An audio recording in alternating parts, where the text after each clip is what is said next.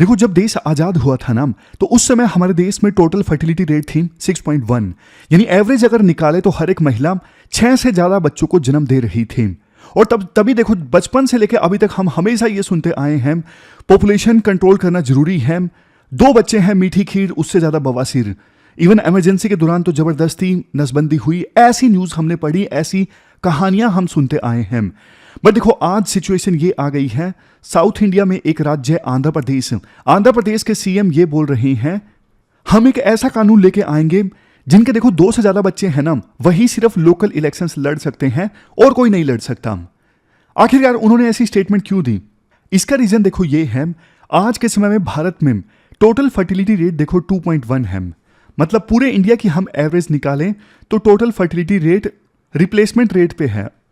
अगर यही मेंटेन रहा टोटल फर्टिलिटी रेट, मतलब भारत की जो पॉपुलेशन है वो स्टेबल हो जाएगी। लेकिन देखो, आंध्र प्रदेश में टोटल फर्टिलिटी रेट जो है वो रिप्लेसमेंट लेवल से कम है, यानी 1.6 है।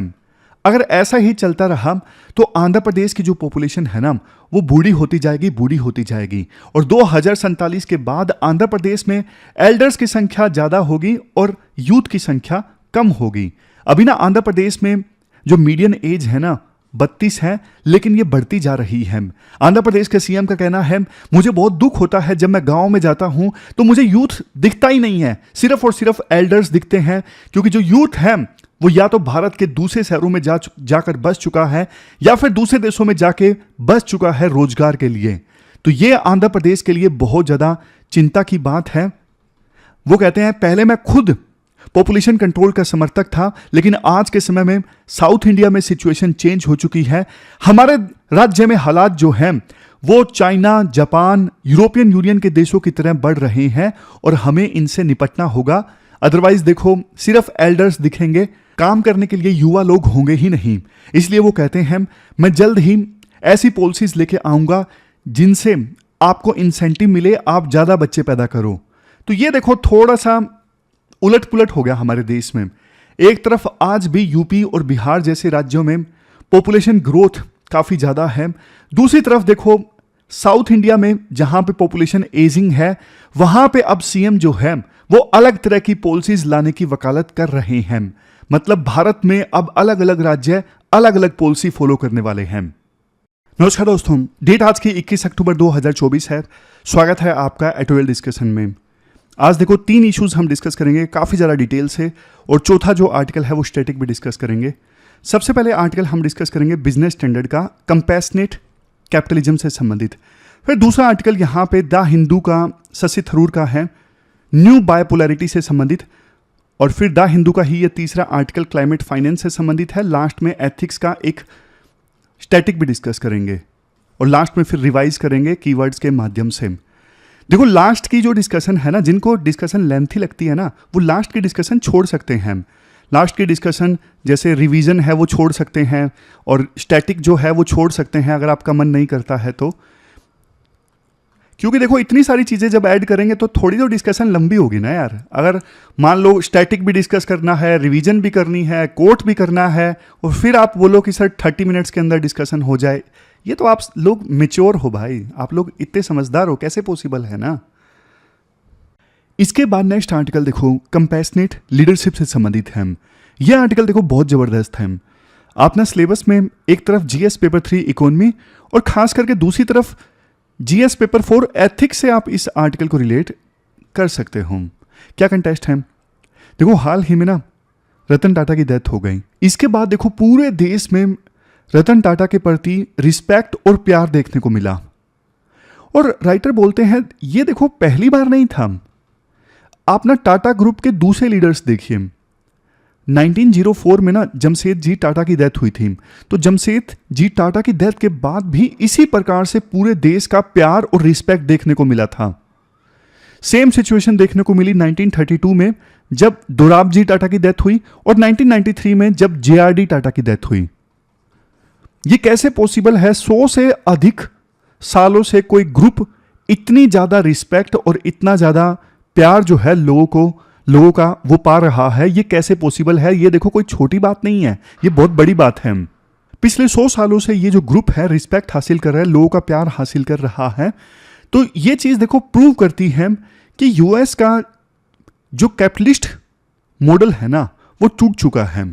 यूएस का कैपिटलिस्टिक मॉडल है क्या, उससे पहले मैं कैपिटलिज्म का बेसिक मतलब आपको बता देता हूं। कैपिटलिज्म देखो एक ऐसा इकोनॉमिक सिस्टम होता है जिसमें जो मीन्स ऑफ प्रोडक्शन है ना, जैसे फैक्ट्रीज इत्यादि, इनकी ओनरशिप प्राइवेट होती है। जैसे हमारे देश में रिलायंस इंडस्ट्रीज की ओनरशिप किसके पास में है? मुकेश अंबानी और इनकी फैमिली के पास में है। जबकि सोशलिज्म में क्या होता है, ये जो मीन्स ऑफ प्रोडक्शन होते हैं ना, जैसे फैक्ट्री इत्यादि, इनकी जो ओनरशिप होती है वो सरकार के पास में होती है। ये फर्क है कैपिटलिज्म एंड सोशलिज्म में। अब देखो यूएस का जो कैपिटलिस्टिक मॉडल है ना वो ये कहता है शेयर होल्डर्स को प्राइमेसी दी जाए। इस मॉडल का नाम है शेयर होल्डर प्राइमेसी मॉडल। क्या नाम है, नोट कर लीजिए, शेयर होल्डर प्राइमेसी मॉडल। ये मॉडल कहता है कि कंपनी का मेन गोल ना शेयर होल्डर्स के रिटर्न को मैक्सिमाइज करना है। मतलब ये अचीव करना है कि कंपनी में जिनका पैसा लगा है ना, जो कंपनी के शेयर होल्डर हैं, उनको मैक्सिमम से मैक्सिमम रिटर्न हासिल हो। तो क्या है ये शेयर होल्डर प्राइमेसी अप्रोच। जैसे आपको एग्जांपल देता हूं, इंडिया का एग्जांपल ले लीजिए। 2017 में ना इन्फोसिस ने अपने फाउंडर्स को, जिन्होंने इन्फोसिस को इस्टेब्लिश किया था ना, उनको भारी भरकम डिविडेंड देने का ऐलान किया था। मतलब उनको भारी भरकम प्रॉफिट का हिस्सा देने का ऐलान किया था। ये क्या है? ये एग्जांपल है शेयर होल्डर प्राइमेसी अप्रोच का। इवन देखो यूएस में ना 1919 में एक केस आया था डोज वर्सेस फोर्ड मोटर का। इसमें भी यूएस की जो कोर्ट थी ना, उन्होंने यही बोला था कि कॉरपोरेशंस का यानी कंपनीज की ड्यूटी है कि अपने शेयर होल्डर्स का प्रॉफिट जो है उसे ज्यादा से ज्यादा बढ़ाना। और यही जो प्रिंसिपल है यूएस में चलता आ रहा है तब से लेके अभी तक। बट अल्टरनेटिव अप्रोचेस भी उपलब्ध हैं। जैसे मैं आपको एग्जांपल देता हूं, 2016 में ना यूके में टाटा स्टील ने ना अपने प्लांट्स बंद किए। तो उन्होंने देखो वर्कर्स के लिए ना, जो टाटा स्टील के प्लांट में काम करते थे, उनके लिए स्पोर्ट पैकेज अनाउंस किए। अगर देखो टाटा स्टील चाहता तो वो मना कर सकता था कि भाई हमारे पास में नहीं है जॉब, आगे फर्दर आप जाओ। लेकिन उन्होंने बहुत जबरदस्त वाले स्पोर्ट पैकेज अनाउंस किए थे उन वर्कर्स के लिए जो पहले टाटा स्टील में काम करते थे, बट अब टाटा स्टील का प्लांट बंद हो चुका था। तो ये जो अप्रोच थी ना टाटा की 2016 में, ये देखो शेयर होल्डर प्राइमेसी अप्रोच से अलग थी। क्योंकि शेयर होल्डर को तो नुकसान हुआ कि वर्कर्स के लिए स्पोर्ट पैकेज अनाउंस किए गए, लेकिन फिर भी उन्होंने ये किया। ये क्या है? ये अल्टरनेटिव अप्रोच है। तो राइटर देखो ये कहते हैं हमारे देश में कुछ कंपनीज, जैसे देखो टाटा ग्रुप की कंपनीज हैं या फिर हिंदुस्तान यूनिलीवर की कंपनीज हैं, इन्होंने ना कभी यूएस के शेयर होल्डर प्राइमेसी वाले प्रिंसिपल को फॉलो ही नहीं किया। इन्होंने ज्यादा होलिस्टिक अप्रोच को फॉलो किया कि सभी जो स्टेक होल्डर्स है ना, उनके इंटरेस्ट को कंसीडर किया जाए, ना सिर्फ शेयर होल्डर्स के बेनिफिट को। जो जेआरडी टाटा थे ना, उन्होंने देखो एक जबरदस्त प्रिंसिपल दिया था, सर्वसम हितम। सर्वसम हितम इंग्लिश में बोलेंगे तो प्रोनाउंसिएशन चेंज हो जाती है। इसको आप एथिक्स में जरूर यूज कीजिए, कॉर्पोरेट गवर्नेंस वाले टॉपिक में यूज कीजिए, केस स्टडीज में भी यूज कीजिए। तो इन्होंने ना लेजेंडरी इंडस्ट्रियलिस्ट थे जेआरडी टाटा, इन्होंने अप्रोच दी थी वेलबिंग ऑफ ऑल, मतलब सबकी वेलबिंग इंश्योर की जाए, कस्टमर्स की, कम्युनिटी की, एम्प्लॉइज की, सभी स्टेक होल्डर्स की। इसके बाद ना राइटर एक किस्सा बताते हैं जिसे ना आप ऐसे में यूज कर सकते हो। टाइम था 1910 का, उस समय ब्रिटिश राज चल रहा था। अल्फ्रेड मार्शल नाम के एक फेमस इकोनॉमिस्ट लखनऊ यूनिवर्सिटी में आते हैं और उनसे ना एक स्टूडेंट क्वेश्चन पूछता है, कैसे इंडिया फास्टर ग्रो कर सकता है। तो जानते हो अल्फ्रेड मार्शल इन्होंने क्या रिप्लाई किया? इन्होंने देखो एक रिप्लाई ये किया कि ना इंडिया को जमशेदजी टाटा जैसे 20-25 और लीडर्स की आवश्यकता है और 20-25 हजार स्किल्ड वर्कफोर्स चाहिए जो जापान में है। समझ गए? मतलब 20-25 हजार प्रैक्टिकल लोग जो जापानीज की तरह सोचते हैं, जिनके पास जापानीज की तरह स्किल्ड है और जो जापानीज की तरह डिसिप्लिन्ड है। और इसके अलावा 20-25 लोग टाटा जैसे चाहिए। उस समय उनका जो कंटेक्स्ट था वो जमशेदजी टाटा से था। लेकिन देखो उस बात को ना आज 114 साल हो गए, क्या हम जमशेदजी टाटा जैसे 20-25 लोग नहीं प्रोड्यूस कर पाए हैं? और क्वेश्चन देखो ये भी उठता है कि इन लोगों में क्या खास बात थी? जमशेदजी टाटा हो, रतन टाटा हो, इनमें क्या खास बात थी? इनमें देखो सबसे बड़ी बात यह थी कि ये लीडर ऑफ लीडर्स थे। लीडर ऑफ लीडर्स मतलब इन सब लोगों ने ना एक काम क्या किया, खुद तो ये लीडर थे ही, इन्होंने ना महान लीडर्स बनाए भी। जैसे जिक्र किया जाता है रतन टाटा का, इन्होंने फतेह चंद कोहली, सोनावाला, ईरानी, इन जैसे जबरदस्त लीडर्स क्रिएट किए।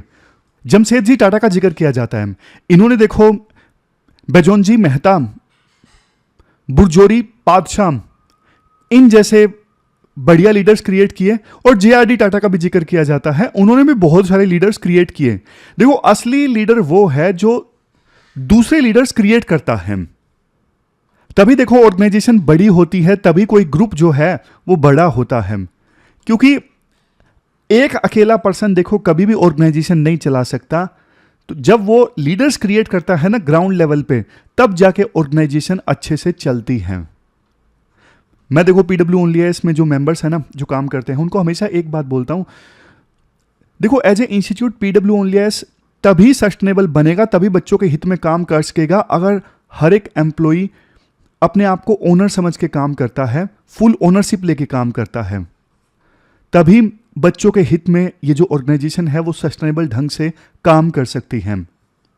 इसके बाद देखो राइटर इस बात का भी जिक्र करते हैं, एक पर्सन का नाम है शिबुसावा एइची। शिबुसावा एइची, इनको देखो फादर ऑफ जापानीज कैपिटलिज्म कहा जाता है। अब इन्होंने ना बहुत सारे लीडर्स को इंस्पायर किया और वो उभर के आए, जैसे इवन होंडा का नाम लिया जाता है। ऐसे ऐसे ना अनेकों लीडर्स, इंडस्ट्रियल लीडर्स जापान में इमर्ज होके आए और इन सबको इंस्पायर किया गया था फादर ऑफ जापानीज कैपिटलिज्म के द्वारा, जिनका नाम है शिबुसावा एइची। बट इंडिया में ऐसा नहीं देखने को मिला। इंडिया में टाटा जैसे ना बहुत सारे लीडर्स नहीं इमर्ज होके आए। इसके बाद राइटर बोलते हैं, देखो अभी आज के समय में कैपिटलिज्म में शेयर होल्डर प्राइमेसी वाली जो अप्रोच है ना, इसके अल्टरनेटिव अप्रोचेस निकल के आ रही हैं। जैसे लिविंग मशीन इंस्टीट्यूट, इनकी रिसर्च में ना 2-3 कंसेप्ट निकल के आए। जैसे एक है परपिचुइटी वैल्यू। परपिचुइटी वैल्यू क्या होती है? ये कंपनी की ना लॉन्ग टर्म वैल्यू होती है। मतलब लॉन्ग टर्म में जो कंपनी है वो अच्छे से ऑपरेट करती रहेगी, प्रॉफिट जनरेट करती रहेगी, उससे निकलती है ये परपिचुइटी वैल्यू।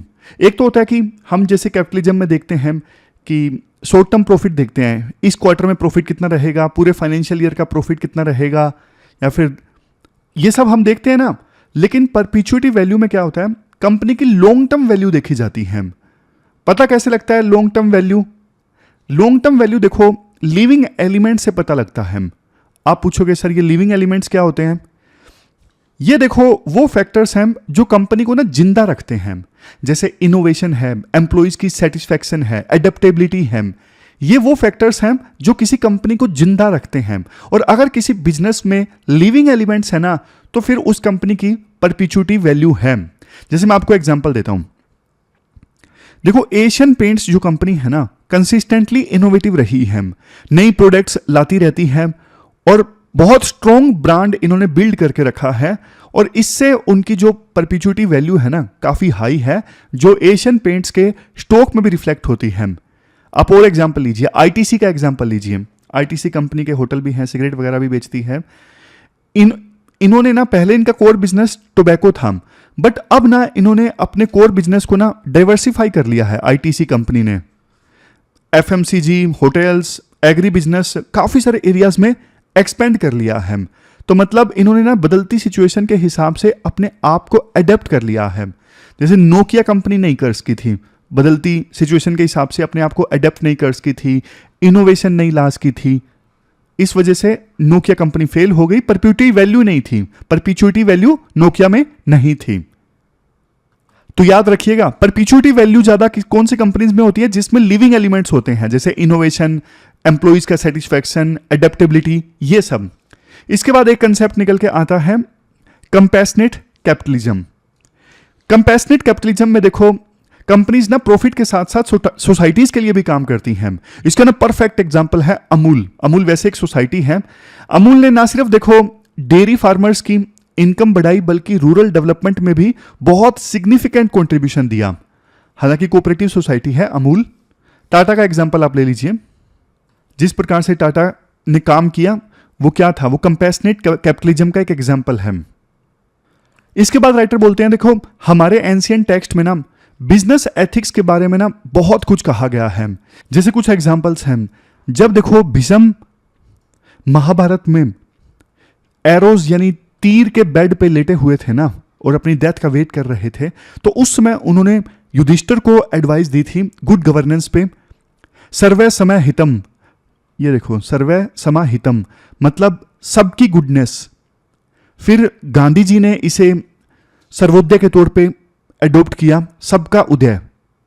जो महाराज जनक थे ना उन्होंने भी देखो मिथिला में ना सबकी अपलिफ्टमेंट पे काम किया। इवन हमारे जो ट्रेडिशनल स्क्रिप्चर्स हैं वो भी देखो इसी पे फोकस करते हैं। जैसे लोका समस्त सुखिनो भवन्तु मतलब सभी लोग प्रोस्पर हों। इवन चाणक्य ने बिना अर्थशास्त्र में योग क्षेम के बारे में लिखा है, मतलब इंडिविजुअल एंड कलेक्टिव गुड। इसके अलावा देखो और महान राजा हुए जैसे राजा राज चोला और महेंद्र वर्मन पल्लवा, जिनको देखो जाना जाता है इनकी फिलेंथ्रोफी के लिए। इन्होंने मानवता के लिए काम किया। इन्होंने रिलीजियस टॉलरेंस को काफी प्रमोट किया।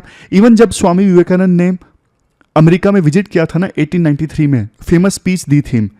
इन्होंने अमेरिकन बिजनेसमैन को ना 4 पॉइंट का एक मूल मंत्र बनाया था। सेल्फ अवेयर रहो, अपने रिसोर्सेज को बचाओ, दूसरों को पहले सर्व करो अपने को सर्व करने से पहले, और सबसे लास्ट में कंपैशन के साथ एक्ट करो। ये 4 मूल मंत्र स्वामी विवेकानंद जी ने दिए थे। Self awareness, resource protection, services और सबसे लास्ट में कंपैशन। लास्ट में राइटर देखो ये बोल देते हैं इंडिया को ना लीड लेना चाहिए कंपैशनेट कैपिटलिज्म को प्रमोट करने में। इंडिया को यह चाहिए कि अपनी पॉलिसी फ्रेमवर्क में ना एक तरफ कंपैशनेट लीडरशिप नर्चर की जाए और दूसरी तरफ साउंड बिजनेस पर्पस भी इंक्लूड किया जाए। दोनों का कॉम्बिनेशन काफी जबरदस्त होगा। एक तरफ कंपैशनेट लीडरशिप और दूसरी तरफ साउंड बिजनेस पर्पस। दोनों अगर साथ चलेंगे ना तो जबरदस्त आउटकम निकल के आएगी। ये पूरा आर्टिकल हमने डिस्कस किया। चलते हैं आगे। हम आगे बढ़े उससे पहले देखो प्लूटार्क का एक फेमस कोट है, हमारा जो माइंड है वो देखो एक खाली बर्तन की तरह नहीं है जिसे हमें भरना है, बल्कि हमारा माइंड एक आग की तरह है जिसे हमें जलाना है। देखो ये ना 2 व्यूज हैं। पहला व्यू ये है, ट्रेडिशनल व्यू है हमारे माइंड के बारे में कि जब हमारा जन्म होता है ना तो हमारा माइंड जो है बिल्कुल खाली होता है, खाली स्लेट होती है ना उसके समान होता है। लेकिन जैसे जैसे हम एजुकेशन हासिल करते हैं, जैसे जैसे हम परिवार में बड़े होते हैं, हमारे माइंड में नॉलेज आती जाती है, वैल्यूज आती जाती हैं। जैसे जैसे हम बड़े होते हैं हम सीखते जाते हैं। मतलब वो बर्तन जो शुरू में खाली था वो अब भरता जाता है। लेकिन ये है ट्रेडिशनल व्यू। प्लूटार्क ने दिया थोड़ा डायनामिक व्यू, थोड़ा ट्रांसफॉर्मेटिव व्यू। प्लूटार्क ये कहते हैं देखो हमारे माइंड में ना कुछ इननेट पोटेंशियल है, यानी जन्म से ही हमारे माइंड में कुछ पोटेंशियल है, कुछ क्वालिटीज हैं, और जो नॉलेज हम लेते हैं ना वो नॉलेज सिर्फ एक स्पार्क का काम करता है, सिर्फ एक चिंगारी का काम करता है, और वो हमारे माइंड की आग को जलाता है। फिर हमारा माइंड ऐसे ऐसे काम कर सकता है जो कभी किसी ने सोचे भी नहीं होंगे। तभी तो देखो इंसान नए नए एक्सपेरिमेंट्स करता है, नई नई खोज करता है। क्यों? क्योंकि देखो उसके अंदर कुछ इननेट क्वालिटीज होती हैं, कुछ इनहेरेंट क्वालिटीज होती हैं जिन्हें सिर्फ एक स्पार्क देने की आवश्यकता है। हर एक इंसान के अंदर कुछ यूनिक टैलेंट, कुछ स्किल्स होती हैं, आवश्यकता है उन्हें जगाने की। तो ये कोट आप यूज कर सकते हो। चलते हैं आगे। लास्ट में हम स्टैटिक का एक छोटा सा पोर्शन एथिक्स का कीवर्ड्स के माध्यम से रिवाइज कर लेते हैं। मैं आपसे ना एक सिंपल क्वेश्चन पूछता हूं, अगर देखो हमें सोशल रिफॉर्म लाना है, समाज में हमें रिफॉर्म लाना है, बुराइयों को दूर करना है, तो हमें क्या चाहिए? कानून चाहिए या फिर एथिक्स चाहिए? क्या चाहिए? एक केस स्टडी मैं आपको देता हूं। बिहार में देखो शराब बैन है। अभी कुछ दिनों पहले प्रशांत किशोर की एक रैली हुई थी जिसमें उन्होंने कहा था कि अगर मैं सत्ता में आता हूं तो मैं शराबबंदी को ख़त्म कर दूंगा, क्योंकि बिहार को रेवेन्यू लॉस हो रहा है और वैसे भी शराबबंदी ठीक से इंप्लीमेंट नहीं हो रही है। लेकिन इशू ये नहीं है, इशू ये है क्या देखो शराबबंदी करने से लोगों का बिहेवियर चेंज हो रहा है। अब देखो एग्जैक्ट आंकड़ा तो सर्वे वगैरह से ही पता लगेगा कि शराबबंदी के बाद कितने लोगों ने शराब छोड़ दी है, लेकिन ये बात सच है, बिहार में कई बार ऐसी खबरें आती रहती हैं कि शराबबंदी के बाद नकली शराब पीने की वजह से कुछ लोगों की डेथ हो गई। ऐसी खबरें हम सुनते हैं। देखो एक सोशल कॉन्ट्रैक्ट थ्योरी है। सोशल कॉन्ट्रैक्ट थ्योरी वैसे PSIR में आती है, वो थोड़ा अलग ढंग से आती है। मैं आपको बिल्कुल सिंपल शब्दों में बताता हूं। सोशल कॉन्ट्रैक्ट थ्योरी कहती है एज ए सिटीजन हमारी ड्यूटी है कि हम लॉज को फॉलो करें, जैसे हमें टैक्स वगैरह देना है, जो भी सरकार के रूल्स रेगुलेशन हैं उनको हम फॉलो करें। बदले में देखो सरकार की ड्यूटी है कि वो हमारी वेलफेयर सुनिश्चित करे, वो हमें सेफ्टी प्रोवाइड करें।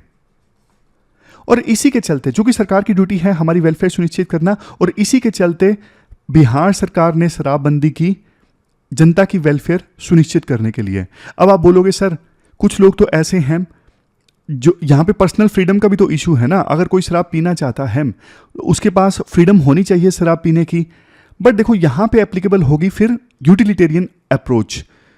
यूटिलिटेरियन अप्रोच ये कहती है greatest happiness of greatest numbers ensure होना चाहिए। अगर शराबबंदी से ज़्यादा लोगों को फ़ायदा हो रहा है तो शराबबंदी होनी चाहिए, और बिहार में शराबबंदी से ज़्यादा लोगों को फ़ायदा हो रहा है, ऐसा बोलती है यूटिलिटेरियन अप्रोच। लेकिन मैं फिर से मुद्दे पे आता हूं। ये तो चलो मैंने आपको एक्स्ट्रा इनसाइट्स दे दी, फिर से मुद्दे पे आता हूं। सोशल रिफॉर्म लाने के लिए लॉ की आवश्यकता है या फिर एथिक्स की? इसका आंसर ये है दोनों की आवश्यकता है। सिर्फ लॉ से काम नहीं चलेगा। लॉ तो देखो ट्रैफिक लॉज बहुत हैं, लेकिन उनको फॉलो नहीं करता। लोग देखते हैं चौराहे पे ट्रैफिक लाइट पे अगर कोई पुलिस वाला है तो फॉलो करेंगे, अदरवाइज निकल जाते हैं लोग। तो सिर्फ लॉ से काम नहीं चलेगा, एथिक्स लोगों में होना जरूरी है। तब बेस्ट ढंग से हम लोगों का बिहेवियर चेंज कर सकते हैं, सोशल रिफॉर्म ला सकते हैं। और क्या सिर्फ एथिक्स से काम चलेगा? नहीं, सिर्फ एथिक्स से भी काम नहीं चल सकता, क्योंकि कुछ लोग देखो लॉ से ही डरते हैं, कुछ लोग फाइन से ही डरते हैं, कुछ लोग डंडे से ही डरते हैं। तो उनके लिए देखो लॉ भी चाहिए। तो मतलब हमें कॉम्बिनेशन चाहिए, लॉ प्लस एथिक्स दोनों होने चाहिए अगर हमें वास्तव में समाज में सोशल रिफॉर्म लाना है। तो किसी एक से काम नहीं चल सकता। इसके बाद नेक्स्ट आर्टिकल देखो IR का द हिंदू से है। पूरे वर्ल्ड में ना कोल्ड वॉर की तरह देखो एक नई बायपोलैरिटी इमर्ज होकर आ रही है, और इस नई बायपोलैरिटी में इंडिया के पास क्या चॉइसेस हैं, डिटेल से डिस्कस करेंगे। शशि थरूर का ये आर्टिकल है। आप सिलेबस में GS पेपर सेकंड के इस टॉपिक से आर्टिकल को रिलेट कर सकते हो। देखो आपको याद होगा कोल्ड वॉर के समय ना दो मेजर कंट्री आमने सामने थे। इन्होंने अपना अपना ग्रुप बना लिया था, एक तरफ USA और दूसरी तरफ USSR, यानी दो बड़ी पावर्स इमर्ज होके आई थी कोल्ड वॉर के दौरान। और उस समय इनके बीच में ना बहुत टफ कंपटीशन था हर चीज में आगे निकलने का। सैटेलाइट पहले कौन लॉन्च करेगा, चंद्रमा पर पहले कौन पहुंचेगा, न्यूक्लियर वेपन्स ज्यादा से ज्यादा कौन इकट्ठा करेगा, हर चीज में US और USSR के बीच में कंपटीशन था। बातचीत उस समय इनके बीच में ना के बराबर थी। दोनों आपस में लड़ रहे थे अपने अपने प्रोक्सी स्टेट्स के थ्रू, यानी इनके जो चेले देश थे ना उनके थ्रू ये लड़ रहे थे। डायरेक्ट फाइट नहीं हो रही थी दोनों देशों के बीच में। और दोनों देशों के बीच में डिप्लोमेटिक रिलेशंस ना के बराबर, संपर्क ना के बराबर। देखो उसी प्रकार की जो बायपोलैरिटी है ना अब चाइना और USA के बीच में इमर्ज होके आ रही है। जब देखो कोल्ड वॉर समाप्त हुआ ना 1990-91 में, तो उसके बाद कई सालों तक तो USA एक सुपर पावर के तौर पे इमर्ज होके आया। एकमात्र सुपर पावर पूरे वर्ल्ड में, कोई चैलेंज करने वाला नहीं US को। लेकिन फिर देखो धीरे धीरे 2008 में जब इकोनॉमिक क्राइसिस आए, चाइना का राइज स्टार्ट हो गया। चाइना एक बड़ी पावर के रूप में इमर्ज होने लगा। एक्सपर्ट्स तो देखो ये भी बोलते हैं चाइना के राइज होने के पीछे भी US की इन्वेस्टमेंट है चाइना की इंडस्ट्रीज में। US ने बहुत सारी इन्वेस्टमेंट की चाइना की इंडस्ट्रीज में। धीरे धीरे चाइना वर्ल्ड की ग्लोबल फैक्ट्री बनने लगा और चाइना से बहुत ज़्यादा एक्सपोर्ट होने लगा, जिसकी वजह से चाइना की जो इकोनॉमी है, इकोनॉमी का साइज बहुत ज़्यादा बढ़ गया। इतना ज्यादा बढ़ गया कि शी जिनपिंग के कार्यकाल में चाइना ने अपने आप को असर्ट करना स्टार्ट कर दिया। चाइना कंपटीशन में आ गया कि हमें यूएस को रिप्लेस करके हेजमन बनना है, यानी पूरे वर्ल्ड में अपनी ग्लोबल डोमिनेंस इस्टेब्लिश करनी है। लेकिन देखो राइटर यहां पे ना एक इंपॉर्टेंट चीज बोलते हैं। इंपॉर्टेंट चीज क्या है? देखो कोल्ड वार के दौरान यूएस और यूएसएसआर के बीच में जो बाइपोलैरिटी थी ना, वो अलग किस्म की थी। आज चाइना और यूएसए के बीच में जो बाइपोलैरिटी है ना, बाइपोलैरिटी मतलब पूरा वर्ल्ड दो पोल्स में डिवाइडेड है, एक यूएस एक चाइना। उस समय कोल्ड वार के दौरान पूरा वर्ल्ड दो पोल्स में डिवाइडेड था, एक यूएसएसआर एक यूएस। तो राइटर ये बोलते हैं उस समय की जो बाइपोलैरिटी थी ना, आज की बाइपोलैरिटी से अलग है। ये न्यू बाइपोलैरिटी है। अलग कैसे है? अलग देखो ऐसे है, आज भी यूएस जो है वो चाइना में सबसे बड़ा इन्वेस्टर है। चाइना की इकोनॉमी में सबसे बड़ा इन्वेस्टर कौन है? यूएस है। आज भी चाइना के पास में सबसे ज्यादा वैल्यू के यूएस के ट्रेजरी बॉन्ड्स हैं। आज भी देखो यूएस सबसे ज्यादा टूरिस्ट भेजता है चाइना में। पूरे एशिया में अगर सबसे ज्यादा यूएस के टूरिस्ट कहीं जाते हैं तो वो चाइना में जाते हैं। आज भी चाइनीज स्टूडेंट्स बहुत ज्यादा पढ़ते हैं यूएस में किसी दूसरे देश के अपेक्षाकृत। मतलब उस समय देखो यूएस और यूएसएसआर के बीच में तो संपर्क था ही नहीं, ना के बराबर संपर्क था। बट हमने इन एग्जाम्पल से समझा कि यूएस और चाइना जो है आपस में देखो इंटरकनेक्टेड बहुत ज्यादा है। तो ये जो बाइपोलैरिटी है ना, ये न्यू बाइपोलैरिटी है। उस समय देखो यूएस यूएसएसआर को कंटेन करना चाहता था। उस समय यूएस का लक्ष्य था कोल्ड वार के दौरान यूएसएसआर के बढ़ते इन्फ्लुएंस को रोकना, कम्युनिज्म को बढ़ने से रोकना और ज्यादा देशों में कम्युनिज्म ना आ पाए ये इंश्योर करना। तो वो जो लड़ाई थी ना, वो लड़ाई थी आइडियोलॉजी की भी, कैपिटलिज्म वर्सेस कम्युनिज्म। यूएसए अपने मित्र देशों के साथ मिलकर कैपिटलिज्म स्प्रेड कर रहा था और यूएसएसआर अपने मित्र देशों के साथ मिलकर कम्युनिज्म स्प्रेड कर रहा था। बट देखो आज के समय में जो फाइट है ना चाइना और यूएस की, वो आइडियोलॉजिकल फाइट नहीं है। आइडियोलॉजिकल फाइट बिल्कुल भी नहीं है। बेशक यूएस इसे आइडियोलॉजिकल फाइट बनाने की कोशिश कर रहा है। यूएस बोल देता है यह लड़ाई है डेमोक्रेसी वर्सेस ऑटोक्रेसी की, कि चाइना में ऑटोक्रेसी है, रशिया में ऑटोक्रेसी है। तो यूएस इस फाइट को डेमोक्रेसी वर्सेस ऑटोक्रेसी बनाने की कोशिश करता है। बट उतना ज्यादा यह नैरेटिव सक्सेसफुल नहीं हुआ, क्योंकि देखो चाइना यह बोल देता है कि आप जिस डेमोक्रेसी की बात करते हो ना, ये वेस्टर्न स्टाइल्ड डेमोक्रेसी है। आपकी जो डेमोक्रेसी है वो वेस्टर्न स्टाइल डेमोक्रेसी है। ये कुछ ही अमीर लोगों को सर्व करती है, गरीब लोगों को ये सर्व नहीं करती है। आप अपनी जो डेमोक्रेसी का मॉडल है पूरी दुनिया पे थोपने की कोशिश कर रहे हो। इस वजह से यूएस की डेमोक्रेसी का जो मॉडल है ना, जो नैरेटिव है, वो ज्यादा सफल नहीं हुआ। और देखो सच्चाई ये है, चाइना का एकमात्र लक्ष्य ये है ग्लोबल हेजमन बनना, मतलब पूरे वर्ल्ड में अपनी डोमिनेंस इस्टेब्लिश करना। आज देखो चाइना जो है यूएस को रिप्लेस करके वर्ल्ड का लीडिंग मैन्युफैक्चरिंग कंट्री और लीडिंग इंडस्ट्रियल जाइंट बन चुका है। कई चीजों में तो यूएस से आगे भी निकल चुका है, जैसे 5G में। इसके बाद भी राइटर कंपेयर करते हैं। राइटर बोलते हैं देखो जब कोल्ड वार चल रहा था ना, यूएस और यूएसएसआर की जो पावर थी वो ऑलमोस्ट इक्वल थी। लेकिन आज के समय में चाइना जो है अभी भी पूरी तरह से बराबर नहीं है यूएस के। हाँ, कई चीजों में आगे निकलता जा रहा है। जैसे पेंटागन की एक रिपोर्ट कहती है चाइनीज नेवी के पास में ना पूरी दुनिया में सबसे ज्यादा बैटल फोर्स शिप्स हैं, इवन यूएस से भी ज्यादा। तो कई चीजों में बेशक आगे निकल रहा है चाइना, लेकिन पूरी तरह से बराबर नहीं है अभी यूएस के। गैप जो है उसे फिल होने में समय लगेगा।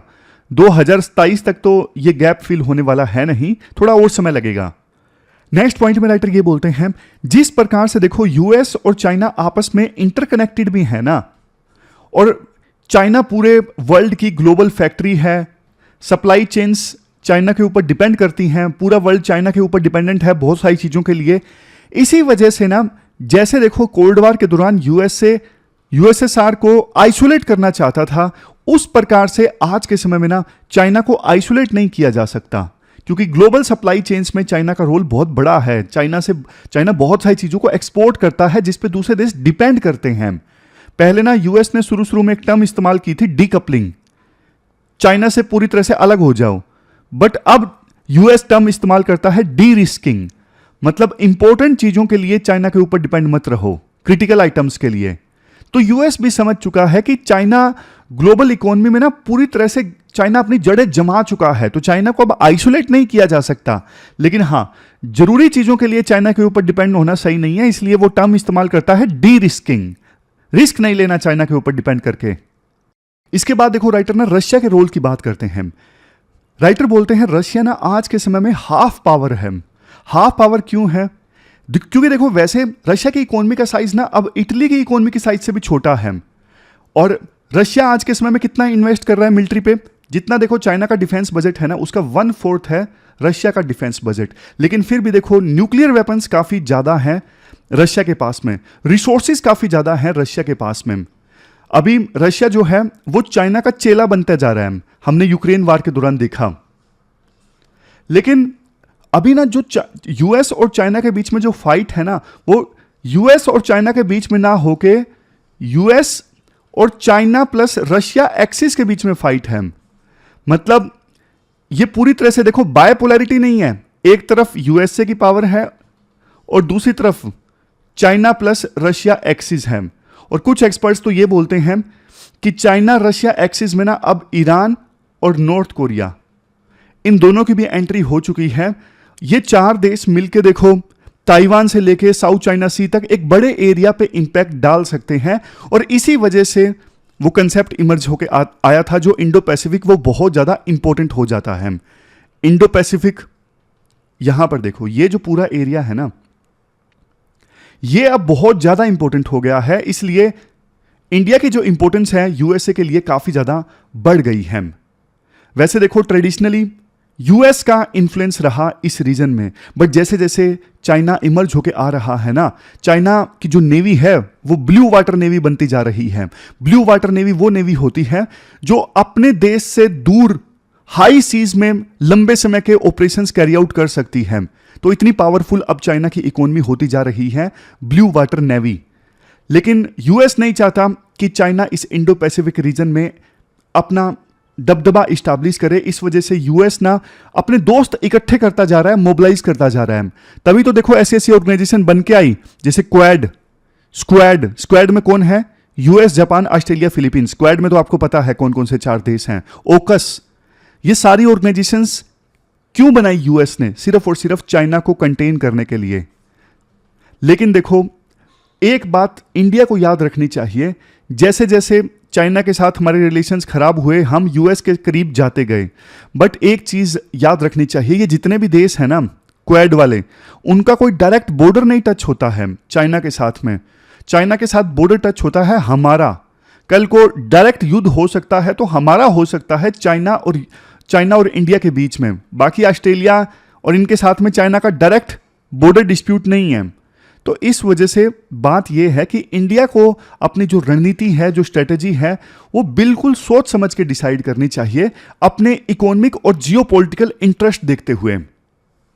इंडिया सिर्फ देखो चाइना और यूएस के खेल में एक प्यादा बन के नहीं रह सकता। नहीं, वी आर नॉट प्यादा। हमें अपने इंटरेस्ट देखने होंगे कि कहां पे हमारा फायदा है। अगर हमारा फायदा चाइना के साथ इकोनॉमिकली एंगेज करने में है तो हम करेंगे। अगर हमारा फायदा यूएस के साथ टेक्नोलॉजिकल कोऑपरेशन में है तो हम करेंगे। तो इंडिया को अपना लॉन्ग टर्म इंटरेस्ट देखना होगा किस चीज में है, बजाय इसके कि हमें वर्ल्ड में ऐसा परसेप्शन जाए कि इंडिया अब यूएसए का प्यादा बन चुका है, यूएस के ग्रुप में शामिल हो चुका है। तो ये पूरा आर्टिकल हमने डिस्कस किया, चलते हैं आगे। इसके बाद नेक्स्ट आर्टिकल देखो, climate finance to developing nations से संबंधित है। अपना सिलेबस में जीएस पेपर 3 के इस टॉपिक से आर्टिकल को रिलेट कर सकते हो। क्या कंटेस्ट है? देखो कोप 29 क्या है? United Nations framework convention on climate change की ना कॉन्फ्रेंस ऑफ पार्टीज की 29वीं मीटिंग ना अजरबैजान की शहर बाकू में ऑर्गेनाइज होने जा रही है 11 से 22 नवंबर के बीच में। और इस बार देखो फोकस होगा क्लाइमेट फाइनेंस पर। इसीलिए इस कॉन्फ्रेंस ऑफ पार्टीज की मीटिंग को ना कोप फाइनेंस भी बोला जा रहा है। सबसे पहले आप मुझे एक मतलब बताइए इस वर्ड का, क्लाइमेट फाइनेंस वर्ड का मतलब क्या है? एग्जैक्टली क्लाइमेट फाइनेंस होता क्या है? देखो UNFCCC यानी United Nations framework convention on climate change के अकॉर्डिंग क्लाइमेट फाइनेंस वो लोकल, नेशनल या फिर इंटरनेशनल फंडिंग है जो क्लाइमेट चेंज से रिलेटेड मिटिगेशन और एडेप्टेशन एक्शंस को सपोर्ट करता है। मैं आपको ना फिर से आसान भाषा में यहाँ पे दिखाता हूँ। ये देखो, डेफिनेशन ये है, क्लाइमेट फाइनेंस लोकल लेवल पे, नेशनल लेवल पे या फिर इंटरनेशनल लेवल पे वो फंडिंग है जो क्लाइमेट चेंज से रिलेटेड मिटिगेशन और एडेप्टेशन एक्शंस को सपोर्ट करता है। दो चीज़ें होती हैं, देखो क्लाइमेट चेंज से जब हम लड़ते हैं ना तो दो चीज़ें कर सकते हैं, एक एडेप्टेशन, एक मिटिगेशन। एडेप्टेशन मतलब अब ये मान के चले कि देखो क्लाइमेट चेंज तो भाई हो रहा है, तो क्लाइमेट चेंज हो रहा है उसी के हिसाब से अपने आप को ढाल लो।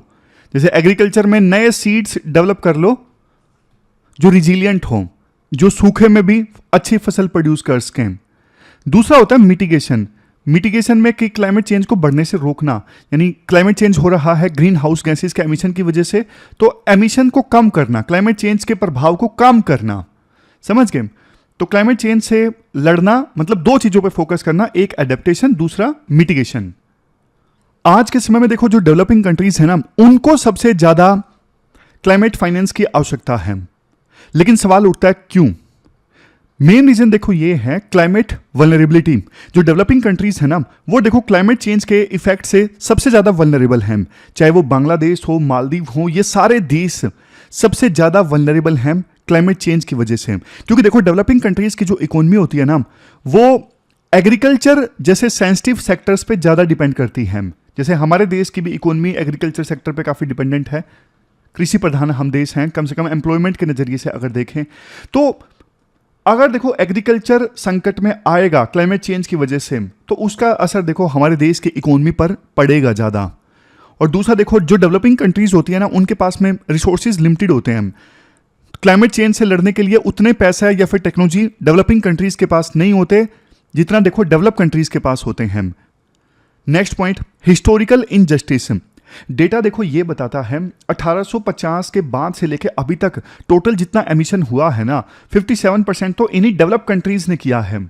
और डेवलपिंग कंट्रीज इनकी तो पॉपुलेशन ज्यादा है, बल्कि फिर भी इन्होंने कम एमिशन किया है।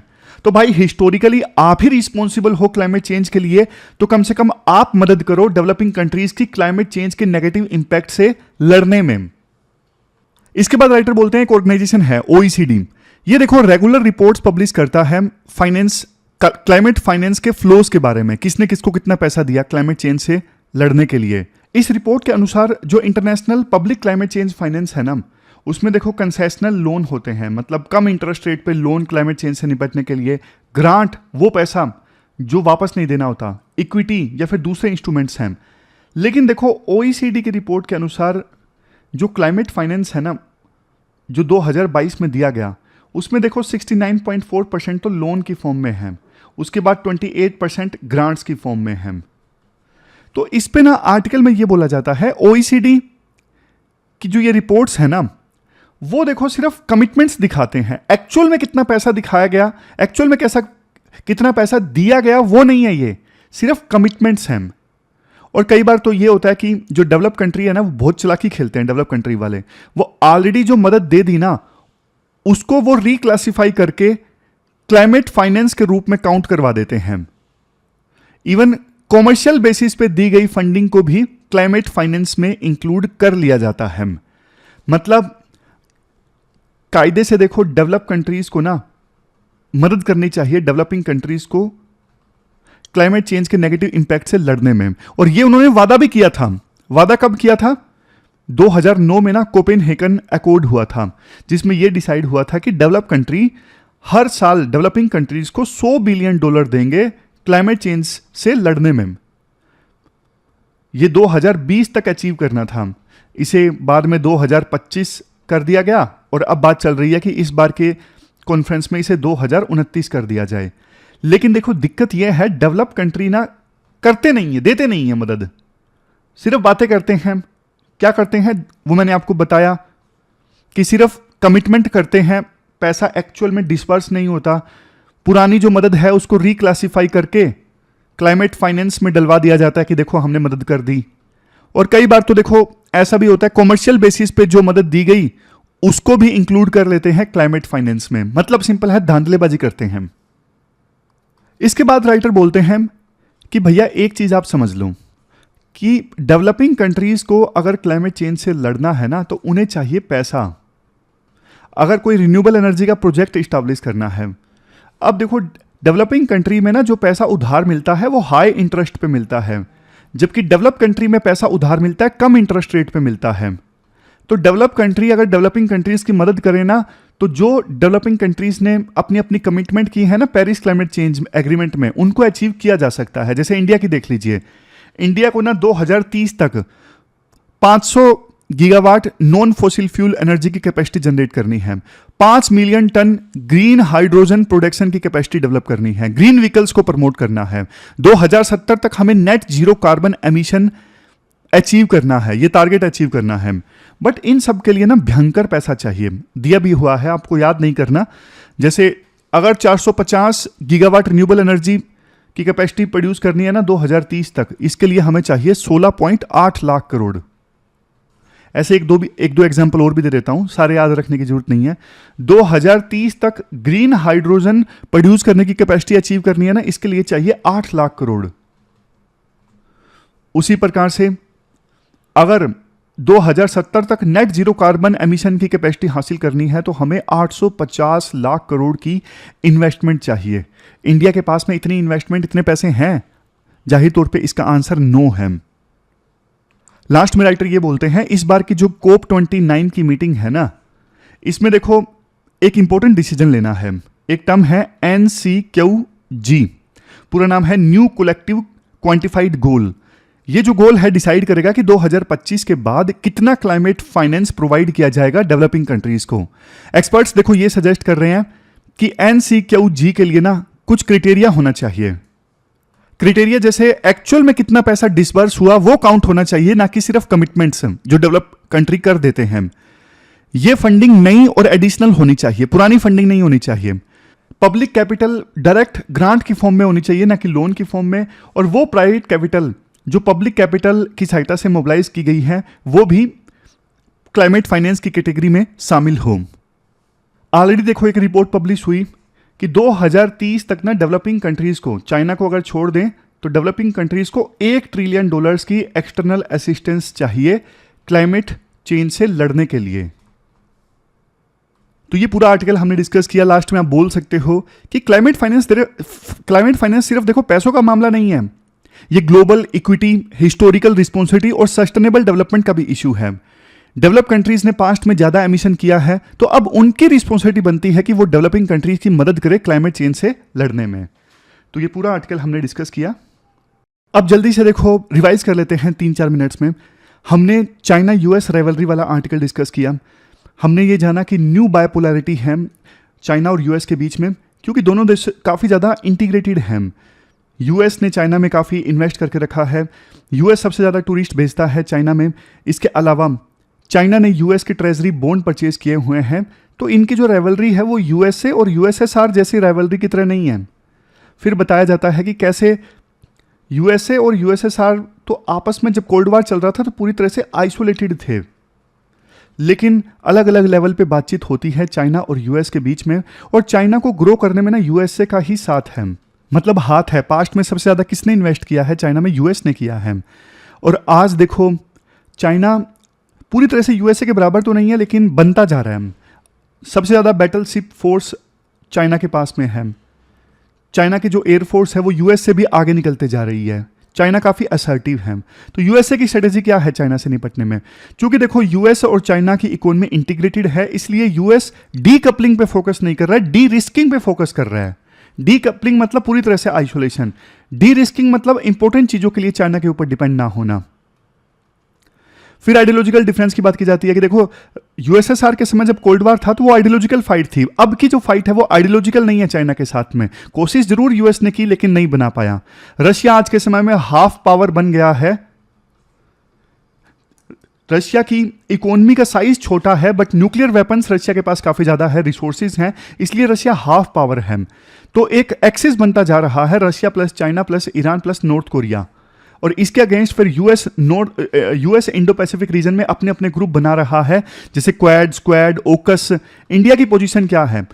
इंडिया को देखो चाइना से थ्रेट है, इंडिया को अपनी सोवरेनिटी भी बचानी है, लेकिन इंडिया डायरेक्टली एक प्यादा नहीं बन सकता। इंडिया को अपने इंटरेस्ट बचाने होंगे।